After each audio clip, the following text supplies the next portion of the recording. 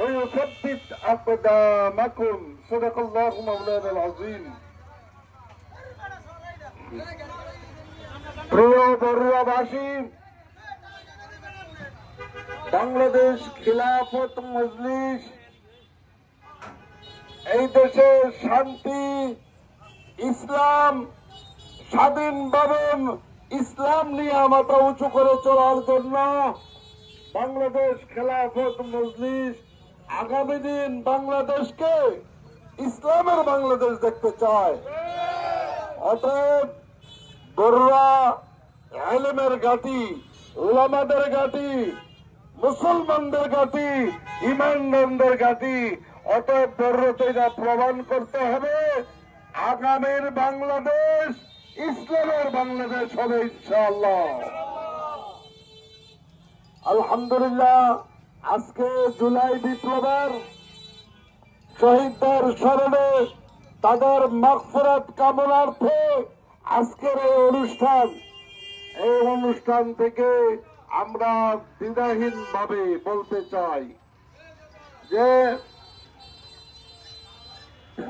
অনেক প্রাচীন কাল থেকে উলামায়ে কেরাম জাতির মুক্তির জন্য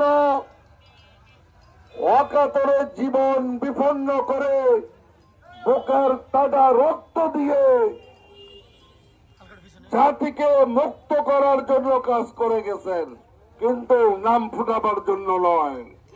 ইতিহাস তলাশ করুন, ইংরেজ বিতরণের জন্য উলামায়ে কেরামের তাজা রক্ত ধরছে। এমনি ভাবে 5 জুলাই যে 5 আগস্ট ছাপলা চত্বরে উলামায়ে কেরাম রক্ত দিছে, আর জুলাই বিপ্লবে উলামায়ে কেরাম রক্ত ঝরাইছেন।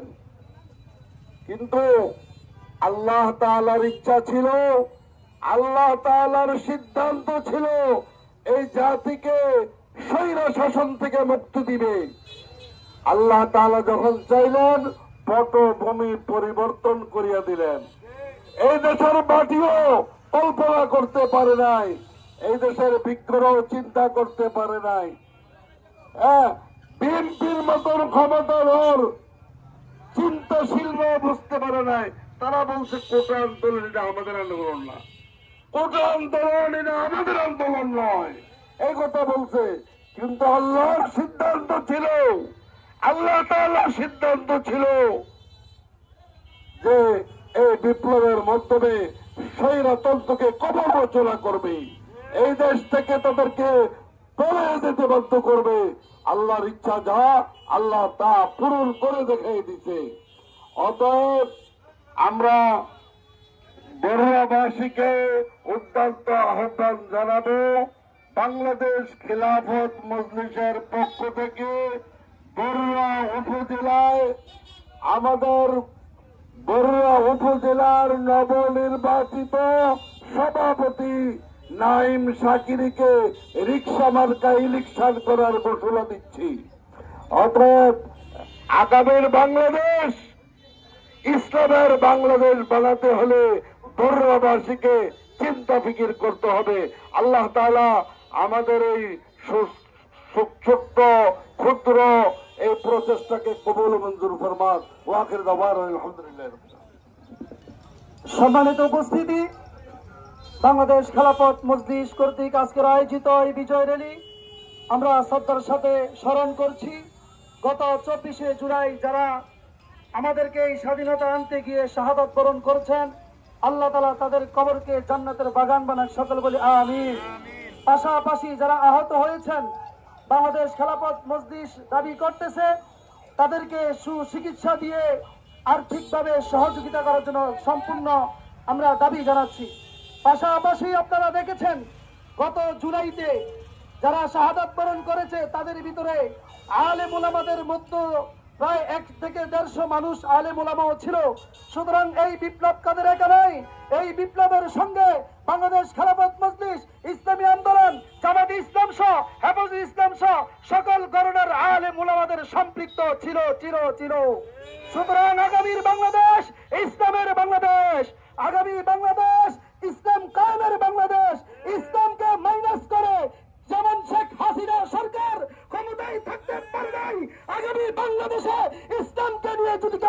করতে চায় তার অবস্থা তার মতো হবে, ঠিক কিনা?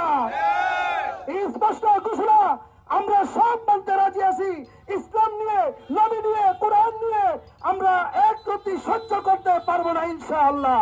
আপনারা জানেন ফ্যাসিস্ট সরকার হাসিনা আমাদের উপর হিন্দুত্ববাদ চাপিয়ে দিয়েছিল। আমরা স্লোগান তুলেছিলাম, দিল্লি না ঢাকা, দিল্লি না ঢাকা। আমরা সেই স্লোগান দিয়ে ছোট ছোট শিশু বাচ্চা, কলেজ পড়ুয়া, আলেম ওলামা একত্রিত হয়ে ফ্যাসিস্ট হাসিনাকে সরাতে বাধ্য হয়েছে। ঠিক একইভাবে বলতেছি, এখনো যদি আমাদের উপর পশ্চিমা সংস্কৃতি চাপিয়ে দেওয়া হয়, আমরা তার বিরুদ্ধে গণ আন্দোলন করে তুলব ইনশাআল্লাহ।